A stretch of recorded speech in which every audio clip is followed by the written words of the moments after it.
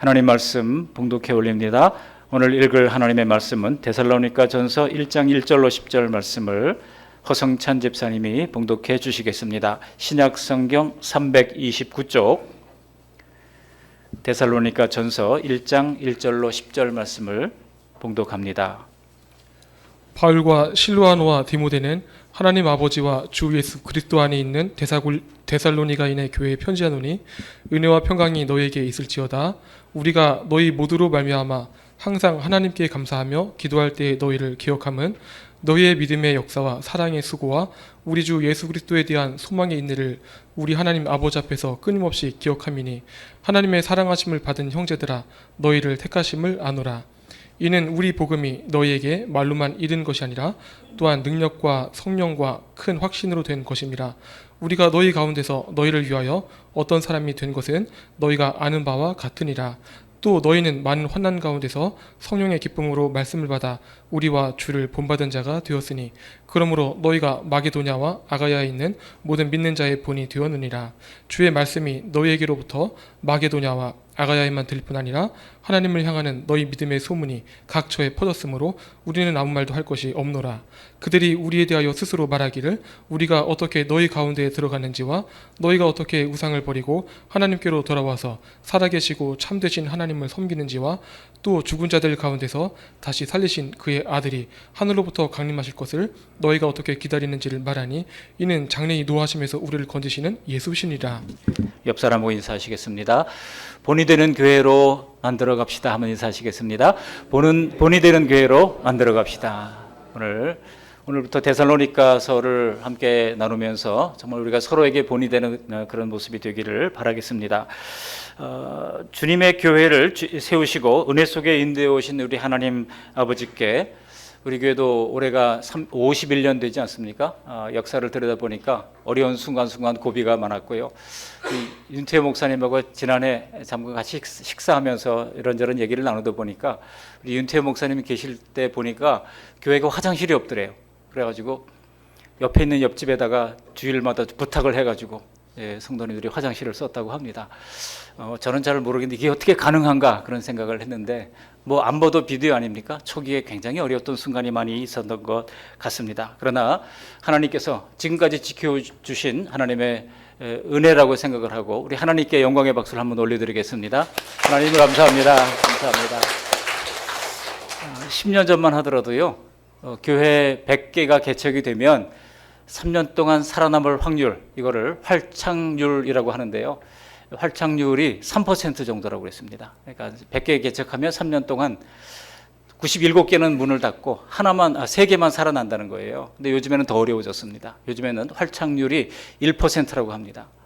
그러니까 참 꿈을 품고 이 젊은이들이 교회를 개척하지만 안 되는 거예요. 100에 하나 정도 될까 말까 한 상황이라고 합니다. 그런 가운데서 하나님께서 좀 지켜주신 은혜가 얼마나 큰가 생각을 하게 됩니다. 그러나 교회가 여전히 역사를 이어가고 있는 것은 오직 하나님의 은혜라고밖에는 말할 수가 없습니다. 지금도 크고 작은 지상교회들은 하나님을 섬기고 하나님의 뜻을 행하면서 살기 위하여 하나님이 자기 피로 사신 교회라고 그랬지 않습니까? 사도행전 20장 28절을 보면 교회를 하나님께서 자기 피로 사셨다라고 귀하게 여기십니다. 그렇기 때문에 반드시 우리가 하나님의 말씀대로 교훈을 받으며 살아가기 위하여 이 교회 공동체는 필요한 것입니다.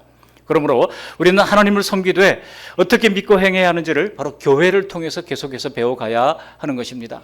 그러므로 믿음만 있으면 되지 교회는 필요 없다 했던 우찌무라 간조와 같은 그런 무교회주의는 비성경적인 것을 단호하게 우리가 선포해야 하는 것입니다. 오늘 바울 사도가 데살로니가 교회를 칭찬하는 내용은 교회의 참모습이 무엇인지를 우리에게 보여주고 또 우리에게 잘 점검하라고 교훈해 주시는 것입니다. 오늘 과연 그런 모습이 우리 교회나 나 자신에게 있는지 자신을 살펴보고 앞으로도 점점 더 발전하는 교회가 될 수 있기를 주님의 이름으로 축복합니다. 크게 세 가지 대주로 말씀을 나누겠습니다. 먼저 데살로니가 교회는 어떤 교회인지를 간략하게 살펴보겠습니다. 그리고 두 번째 대주로는 데살로니가 교회가 칭찬받은 이유를 세 가지로 정리합니다. 마지막으로 참된 교회의 표징이 무엇인가를 살피면서 말씀을 맺고자 합니다.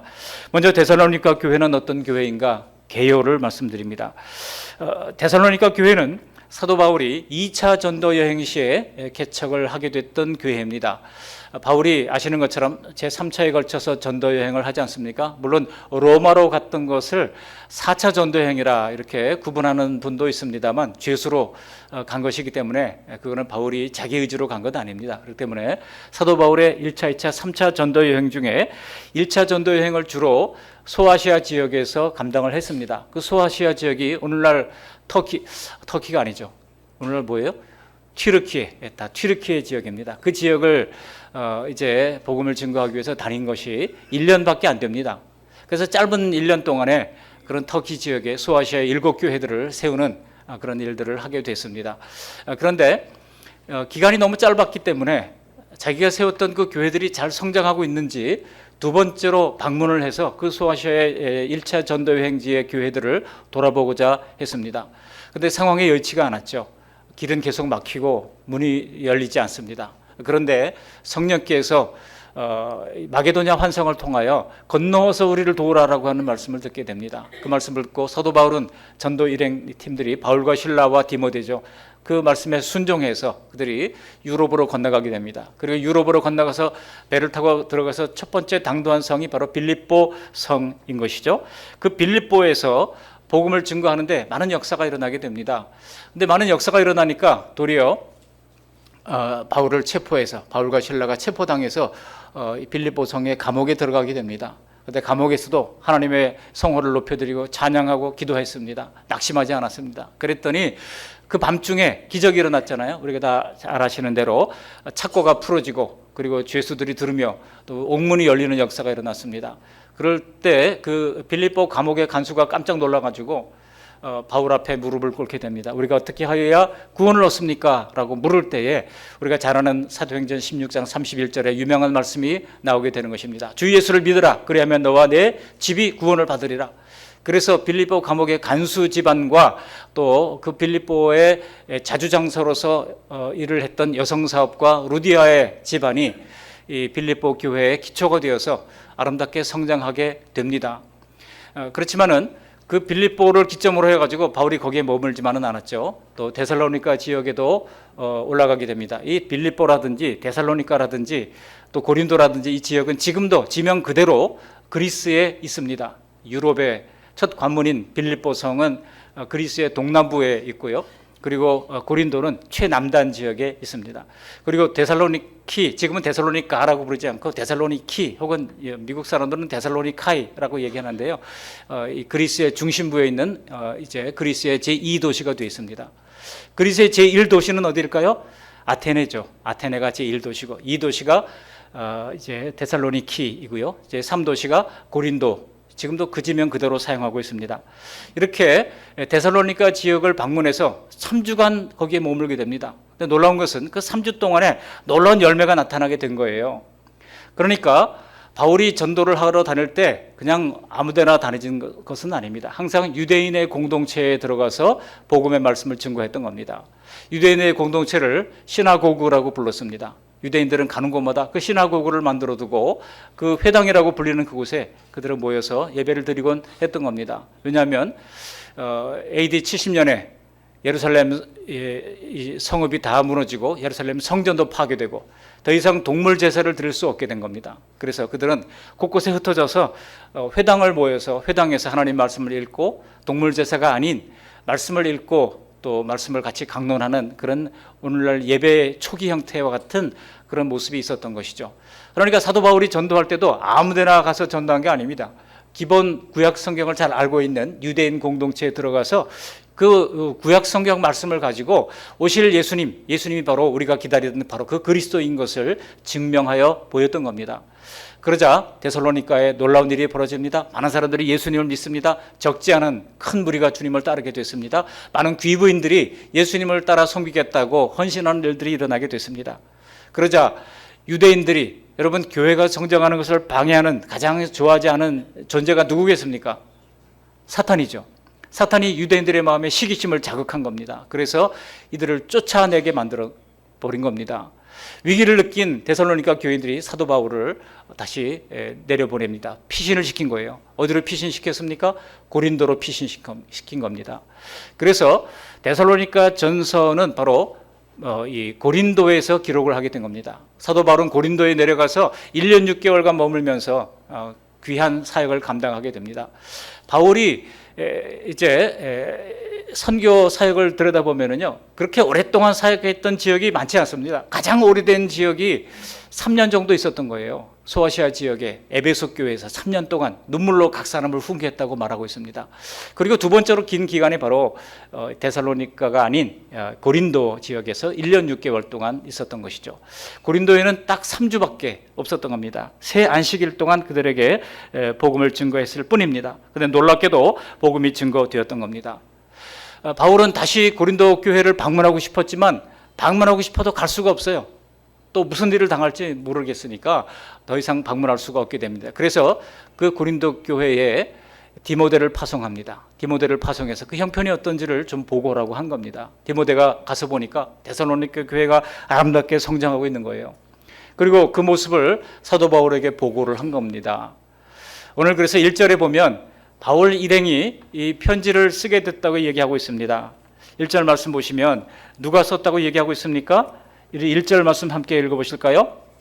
바울과 실로아노와 디모데는 하나님 아버지와 주 예수 그리스도 안에 있는 데살로니가인의 교회에 편지하노니 은혜와 평강이 너에게 있을지어다 그랬습니다.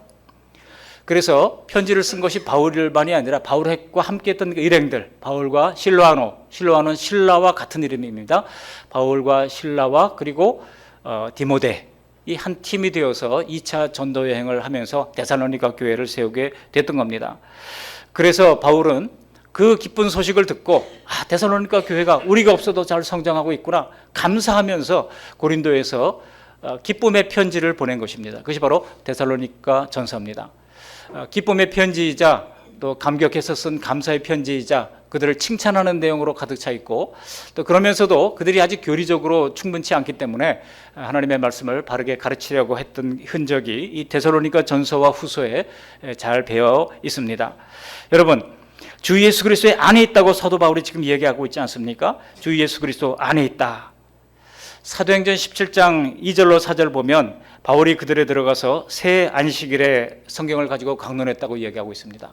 새 안식일이면 바울이 거기에 머물러 있던 기간이 최소한 21일은 있었을 것이고요. 그리고 최대 내 안식일은 아닐 테니까 최대 27일, 그죠?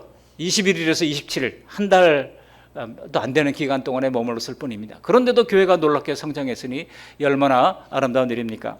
여러분, 우리가 생각하기에 무슨 일이든지 좋은 일이 주님의 뜻이면 잘 평탄하게 펼쳐져야 할 것 같은데 항상 역사를 보면 그렇지 않습니다. 평탄한 경우도 있지만 하나님의 뜻임에도 불구하고 하나님께서는 고난도 함께 주신다는 것을 알 수 있습니다. 여러분, 이런 배경을 알아야 데살로니가 교회가 칭찬받는 이유가 무엇인지를 우리가 더 알게 됩니다. 이제 두 번째 대지로 데살로니가 교회가 칭찬받았던 이유를 구체적으로 좀 들여다보기를 바랍니다. 다시 한번 1절 말씀을 함께 읽어보십니다. 1절, 바울과 실로아노와 디모데는 하나님 아버지와 주 예수 그리스도 안에 있는 데살로니가인의 교회에 편지하노니 은혜와 평강이 너에게 있을지어다. 여러분, 오늘 말씀이 단지 데살로니가 교회만을 위한 것이겠습니까? 아닙니다. 다 우리를 위해서 성경으로 남겨주신 것입니다. 바울은 먼저 데살로니가 교회의 안부를 묻고 축복을 하는데요. 중요한 것은 여기 그들이 하나님 아버지와 주 예수 그리스도 안에 있다라고 선언을 했다는 것입니다. 그들은 하나님 안에 있었습니다. 그리고 예수 그리스도 안에 있었습니다. 바울이 그렇기 때문에 데살로니가 교회에 대하여 안심했던 겁니다. 그들이 핍박 속에서 여전히 하나님 안에 있었고 그리고 예수 그리스도 안에 있는 교회다라고 하는 것입니다. 여러분, 우리는 그냥 세상에 존재하는 것이 아니라 하나님 안에 있는 것입니다. 하나님 안에 있을 때, 엔 데오스, 하나님 예수 그리스도 안에 있을 때, 엔 크리스토스, 우리는 평안할 수가 있고 참으로 어떤 어려움 가운데도 하나님이 주시는 은혜와 평강의 복을 받게 되는 것입니다. 바울은 디모데로부터 들은 대로 데살로니가 성도들의 믿음을 칭찬하는데요. 그 칭찬하는 내용이 3절에 있습니다. 우리 3절 말씀을 함께 읽어보시겠습니다. 오늘 본문의 중심 구절이라 할 수 있습니다. 3절, 너희의 믿음의 역사와 사랑의 수고와 우리 주 예수 그리스도에 대한 소망의 인내를 우리 하나님 아버지 앞에서 끊임없이 기억하미니. 믿음, 사랑, 소망이 다 있습니다. 춘천에 한때 신망의 서점이 있었잖아요. 기독 서점, 신망의 서점이 옛날 춘여고 밑에 있었어요. 제가 중학교 때 학교 다니다가 꼭 거기를 들려가지고 그렇게 좋은 책들이 많이 있을 수 없어요. 돈은 없고. 그 권사님이 빌려주셨어요. 제가 그 책을 다 막 읽고 싶었어요. 근데 이제 한 3번 빌리다가 나중에는 또 어떻게든지 돈을 모아서 한 권 정도 사드리고 이렇게 했던 기억이 납니다. 지금은 좀 없어져서 안타깝습니다만, 여러분, 믿음, 사랑, 소망은요, 우리 기독교인들에게서 너무나 중요한 신앙의 표지인 것입니다. 그런데 여기 이 데살로니가 교회가 바로 그런 교회였다고 하는 것입니다. 4절을 보시면, 이어지는 4절을 보시면 바울이 이런 데살로니가 교회가 하나님이 택하심을 받았다라고 확신하고 있는 것을 볼 수 있습니다. 데살로니가 교회의 믿음의 역사와 사랑의 수고와 소망의 인내, 자, 이 세 가지를 한번 기억하는 의미에서 다시 한번 함께 따라해 보시기를 바랍니다. 믿음의 역사, 사랑의 수고, 소망의 인내. 자, 이어서 해보시겠습니다. 믿음의 역사, 사랑의 수고, 소망의 인내. 시작. 믿음의 역사, 사랑의 수고, 소망의 인내. 이런 모습이 우리 교회에도 임하시기를 주님의 이름으로 축복합니다. 여러분, 겨우 3주간 복음을 전했는데 어떻게 이리도 빨리 성도들의 믿음이 성장할 수 있었을까요? 어쩌면 우리는 좀 수십 년을 믿었는데도 참 부끄러운 경우들이 많습니다. 당시 이스라엘 밖에서, 해외 선교에서 이렇게 열매 맺은 것은 이렇게 쉬운 일이 결코 아닌 것입니다. 이스라엘의 초대교회가 세워질 때 성령님의 강력한 역사가 있었듯이 바울의 해외 선교 현장에서도 이런 놀라운 역사가 있었던 것입니다. 또 하나 우리가 기억해야 할 중요한 지표가 있는데요. 그것은 이 데살로니가 교회가 이렇게 성장할 수밖에 없었던 것은 바로 이들은 이미 유대교에 편입해서 성경을 배웠다는 것입니다. 당시 그리스 로마가 전 세계를 지배하고 있었지 않습니까? 그리스는 문화로 전 세계를 지배하고 있었고요. 로마는 그들의 군사력으로 전 세계를 지배하고 있었습니다. 군사력과 그들의 법과 또 그들의 제도를 통해 가지고 전 세계를 지배하고 있었습니다. 그렇지만은 문화는 여전히 그리스 문화가 전 세계를 지배하고 있던 때입니다. 그래서 그리스 문화에 열등감을 느낀 로마 사람들이요, 그리스 신들을 전부 다 자기네 신들로 바꿔버렸어요. 그래가지고 그리스 로마 신화라고 얘기할 때 우리가 서양 이 문화를 이해하기 위해서는요, 2가지 책을 읽어야 한다고 합니다. 그 2가지 책이 뭡니까? 먼저 그리스 로마 신화를 읽어야 한다는 겁니다. 지금도 그리스 로마 신화에 그 실화에 나오는 그 신들의 이름, 그게 심지어 화학 기호에도 막 등장하고요. 우리가 공부하는 서양 학문 가운데 아주 중요한 뼈대를 이루고 있다는 사실을 알게 됩니다. 그리고 또 하나 읽어야 할 책이 있는데 바로 헤브라이즘을 대표하는 성경을 읽어야 한다는 겁니다. 근데 요즘 기독교 학교에서조차 성경을 읽는 것이 인권이 어쩌니 하면서 할 수 없다고 그러는데 아주 잘못된 겁니다. 예수님을 내가 믿든 믿지 않든 우리는 이 2 책을 결코 간과해서는 안 될 것입니다. 반드시 우리 자라나는 다음 세대가 그리스 로마 신화를 읽도록 해줘야 돼요. 그리고 성경을 읽도록 해줘야 됩니다. 그리고 비교하면서 내가 따라야 할 진리가 무엇인지를 가르쳐야 하는 것입니다. 여러분, 그리스 로마 신화를 읽어보셨겠습니다만 저도 고등학교 때 그리스 로마 신화를, 그 신들이 굉장히 이름이 많이 나오잖아요.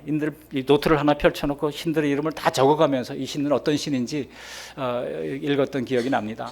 근데 신들이, 그리스 로마 신화에 나오는 신들이 여러분 도덕적인 신입니까? 전혀 도덕적이지 않아요.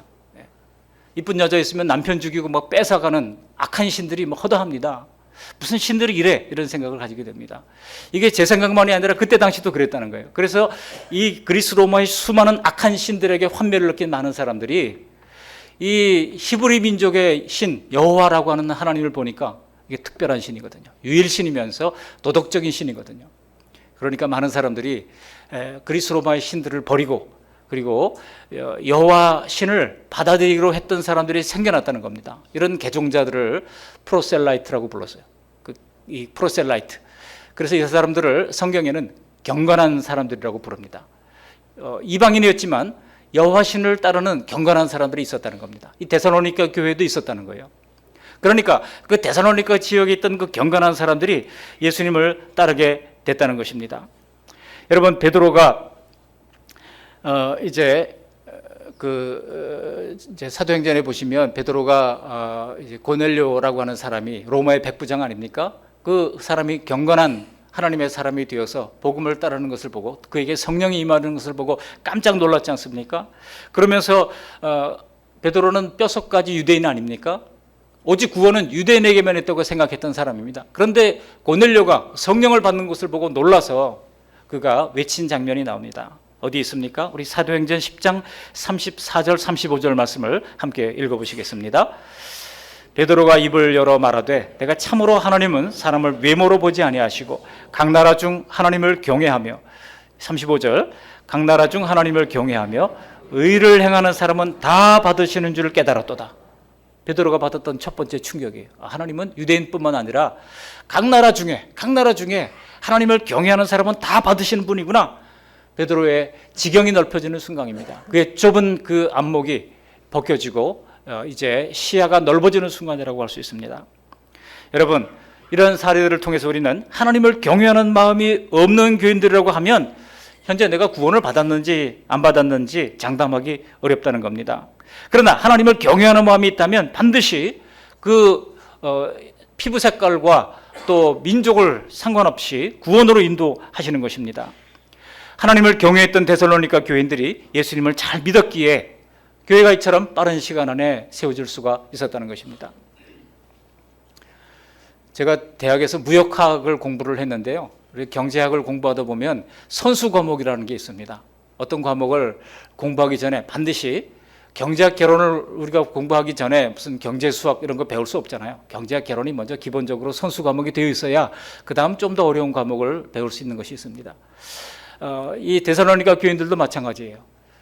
유대교에 그들이 귀의를 해가지고 구약 성경을 읽어가면서 여호와 신앙을 갖게 됐다는 겁니다. 그것이 복음을 받아들이는데 일종의 선수 과목 역할을 했다는 겁니다.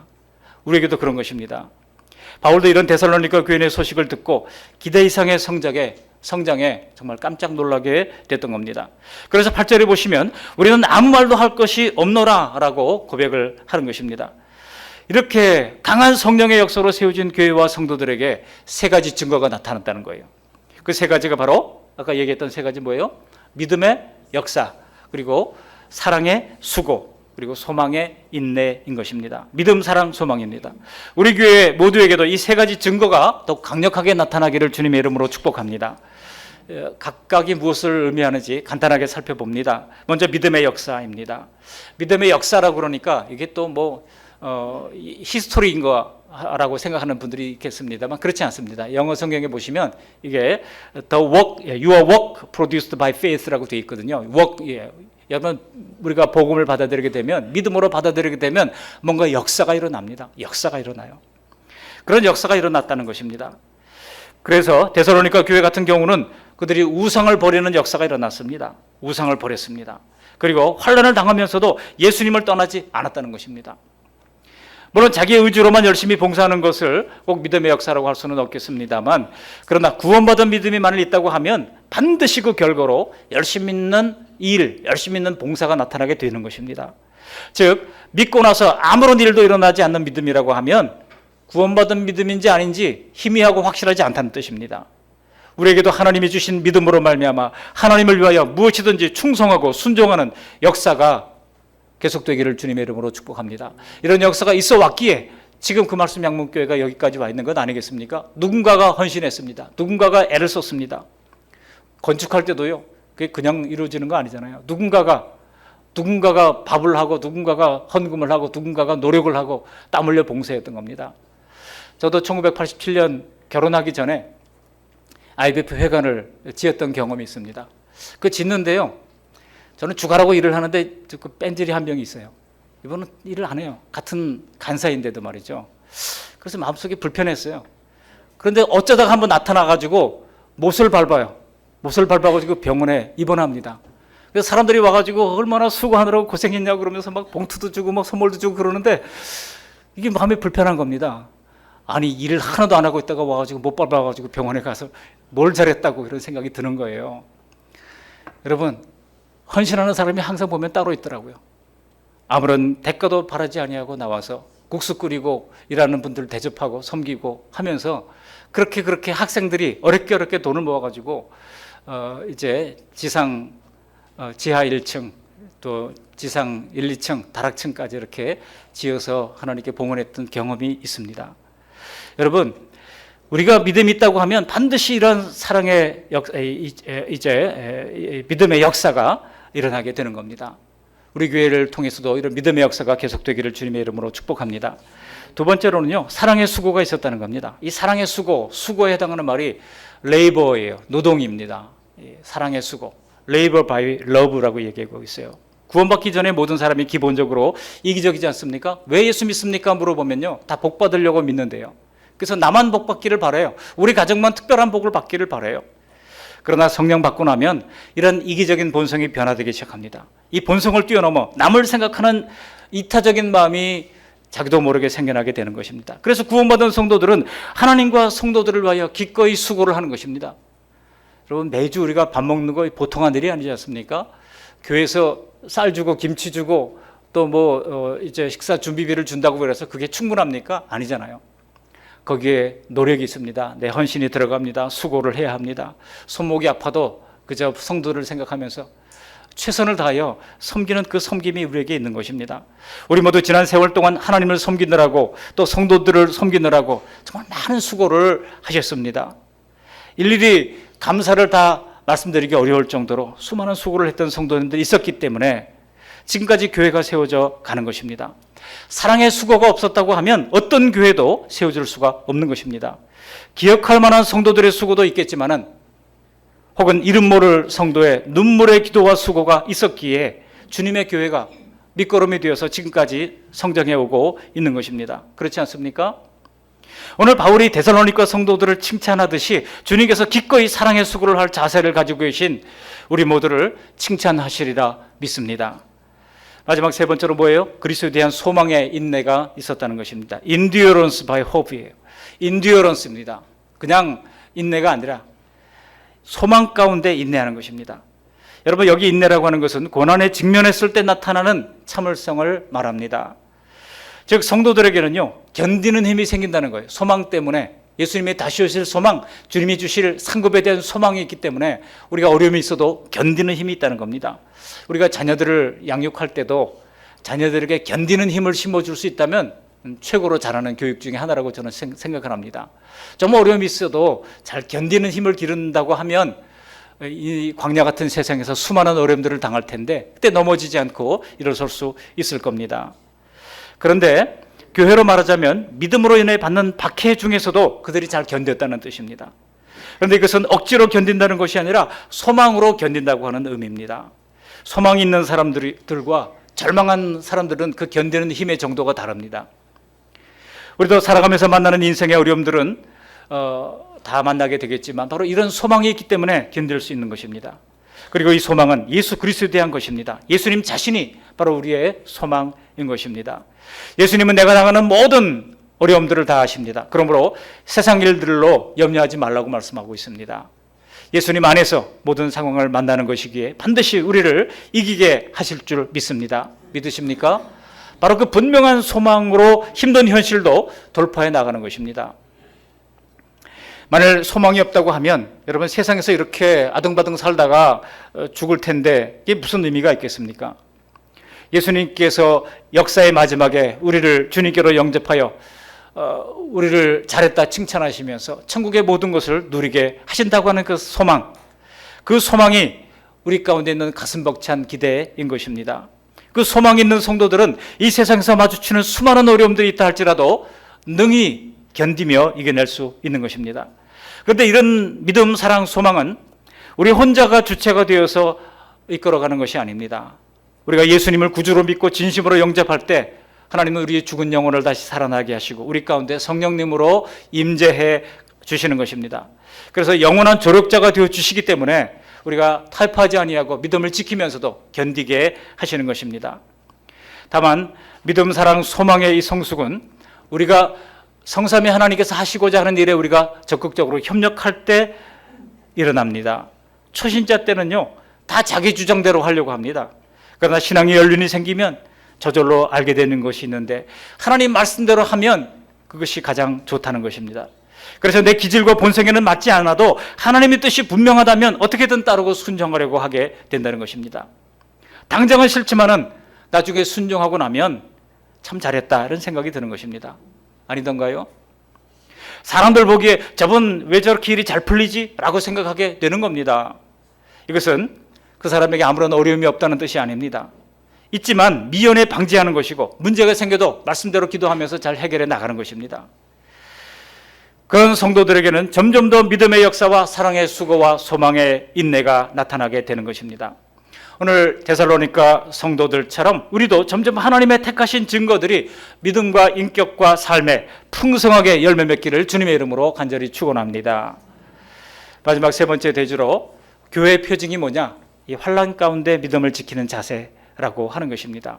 데살로니가 교회가 환난 중에서 믿음을 지킨 것은 교회의 강력한 표징입니다.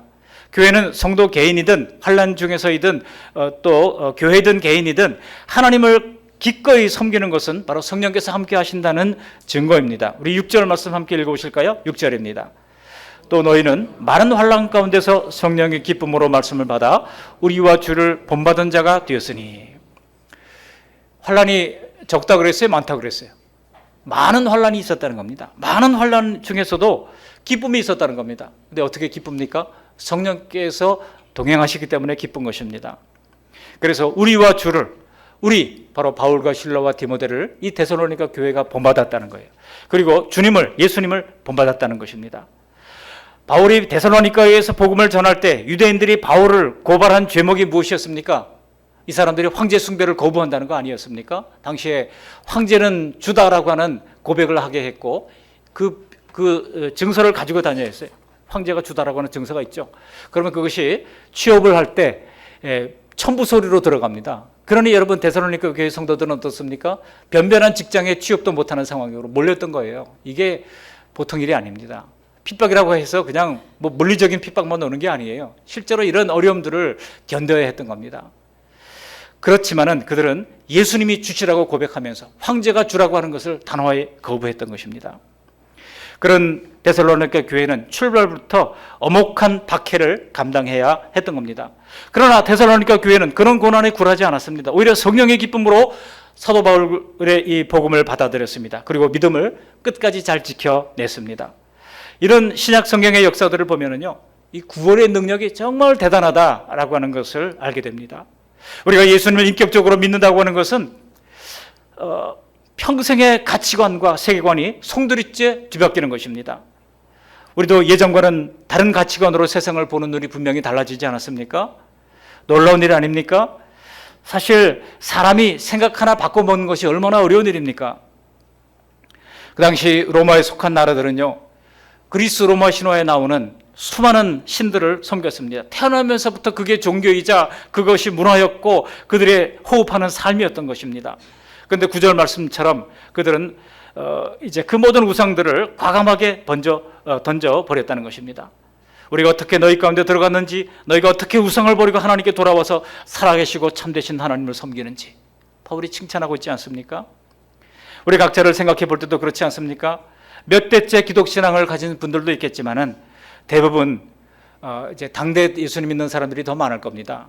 당장 우리 가족 중에만 보더라도 여전히 불교와 무속신앙과 유교와 미신과 무신론을 믿는 그런 사람들이 더 많지 않습니까? 근데 어떻게 대체 내가 본 적도 없는 하나님을 알게 됐고 예수님을 믿게 되었는지, 그것은 바로 하나님의 놀라운 구원의 능력이 역사했다는 것입니다. 내가 무슨 특별한 일을 한 것도 아닌데 우리를 이렇게 하나님의 자녀로 만들어 주신 것입니다. 그렇게 하나님의 자녀가 된 성도들의 믿음의 능력은 또 얼마나 대단합니까? 성도들은요, 복음을 위해서 그리고 예수님을 믿고 살아가면서 당하는 온갖 시련을 당연한 것으로 여겼습니다. 고난을 구원받는 사람들이 받아야 할 당면한 몫으로 그들이 당연한 것으로 받아들였다는 겁니다. 그렇습니다. 믿음이 아직 약할 때는요, 무슨 일이라도 일어날까 봐 몸을 사리게 되지만은 믿음이 장성해 가면 고난을 스스로 선택합니다. 예수님이 자발적으로 십자가를 선택하셨던 것처럼 고난을 스스로 선택하면서도 예수님을 따르게 되는 것입니다. 진실한 성도들의 권세는 세상에 전부와 예수님 중에서 선택하라고 할 때 당연히 예수님을 선택하는 것입니다. 복음서 찬양에도 있잖아요. 예수님 찬양, 예수님 찬양. 또 3절쯤 내려가면 예수님 권세, 예수님 권세. 예수님 권세, 누구 권세? 내 권세예요. 예수님 권세, 내 권세. 예수님을 믿는 자들에게는 하나님의 자녀가 되는 뭐를 주셨다고요?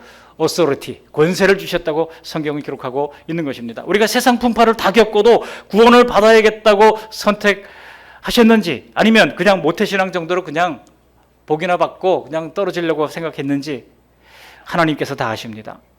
그래서 언젠가는 만나게 될 그런 질문 앞에 당당히 구원을 선택하시기를 주님의 이름으로 축복합니다. 데살로니가 성도들은요, 모든 환난과 박해를 겪는다 해도 참된 성도가 되는 쪽을 선택했던 겁니다. 그리고 데살로니가 교회는 예수님과 사도들을 그대로 본받는 교회가 됐던 겁니다. 큰 바의 얼굴을 바라보다가 자신도 모르게 자신의 얼굴이 큰 바의 얼굴이 됐던 그런 이야기처럼 우리도 데살로니가 교회를 본받고 예수님을 본받고 사도들의 신앙을 본받고자 하다가 어느 순간 우리도 그 말씀 양문교회를 본받아야 되겠다. 그래서 우리 그 말씀 양문교회를 본받읍시다. 우리 시찰회에서도 소문이 나고 우리 노회에서도 소문이 나고 한국교회에서도 소문이 나는 그런 교회로 빛나기를 주님의 이름으로 축복합니다. 진리를 위해 고난받는 것은 예수님과 사도들을 본받는 거예요. 예수님을 그대로 따라가는 것은 참된 교회와 성도된 지표라고 할 수 있습니다. 데살로니가 교회는 그렇게 소문이 났고 그리고 다른 믿는 자들의 본이 되었다는 것입니다. 우리 7절 말씀 함께 읽어보십니다. 7절 8절을 함께 읽습니다. 그러므로 너희가 마게도냐와 아가야에 있는 모든 믿는 자의 본이 되었느니라. 주의 말씀이 너희에게로부터 마게도냐와 아가야에만 들릴 뿐 아니라 하나님을 향하는 너희 믿음의 소문이 각처에 퍼졌으므로 우리는 아무 말도 할 것이 없노라. 이 정도 놀라운 칭찬이 어디 있습니까? 최상의 칭찬이에요. 이 데살로니가 교회의 믿음이 어디까지 퍼졌다고요? 아가야와 마게도냐까지 퍼졌다는 겁니다. 마게도냐의 첫 성이 빌립보성 아닙니까? 강원도에 춘천이 있듯이 이 아가야에는 고린도가 있었고 마게도냐에는 빌립보성이 있었습니다. 그래서 너희 믿음의 소문이 바울이 사역하고 있는 이 고린도 교회 그리고 뿐만 아니라 빌립보 교회까지 퍼졌다는 겁니다. 그래서 내가 너희의 믿음의 소문을 듣고 더 이상 뭔가 할 말이 없다. 정말 칭찬한다고 칭찬했던 겁니다. 토마스 아켄피스의 그리스도를 본받아 라고 하는 책이 떠오르는 대목입니다. 정말 우리의 믿음이 어디까지 소문이 났습니까? 가족과 이웃들이 나를 본받고 싶어 합니까? 우리가 제 아무리 책 잡힐 것이 없도록 빈틈없이 살아간다고 해도 사람들은요, 우리를 잘 본받으려 하지 않습니다. 그냥 열심히 사는구나, 잘해봐, 이 정도지요. 제가 결혼하고 나서 우리 아내만 보면 자꾸 성경 구절이 또 올라가지고 말씀드렸습니다만 자꾸 성경 말씀을 했어요. 처음에는 몇 번은 아멘 아멘 하고 맞아 그렇게 얘기하더라고요. 근데 계속 얘기하니까 어느 순간 저를 보고 눈을 크게 떨면서 의인 났네, 의인 났어 그러더라고요. 그 다음부터 제가 안 합니다.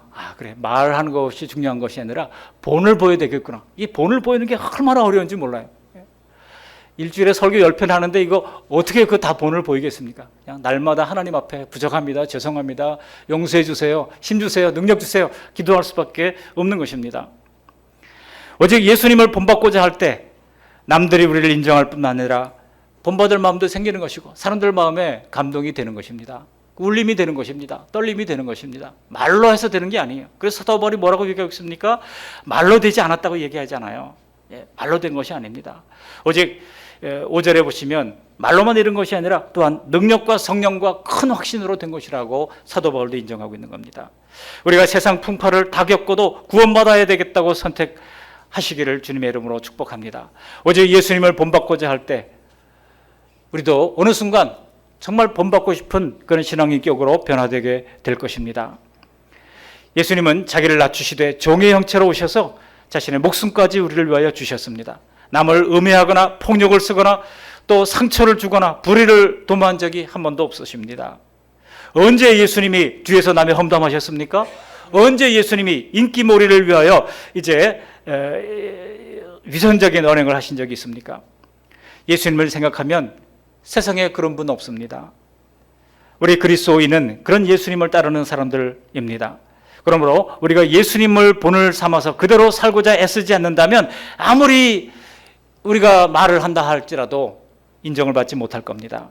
세상 사람들이 교회에 요구하는 기준이 매우 높지 않습니까? 왜 그렇습니까? 예수님을 기준으로 생각하기 때문에 높을 수밖에 없는 겁니다. 오늘 바울이 본문 6절에 우리를 본보더라 이야기했던 것은 정말 이런 말을 누가 과연 담대히 할 수 있겠습니까?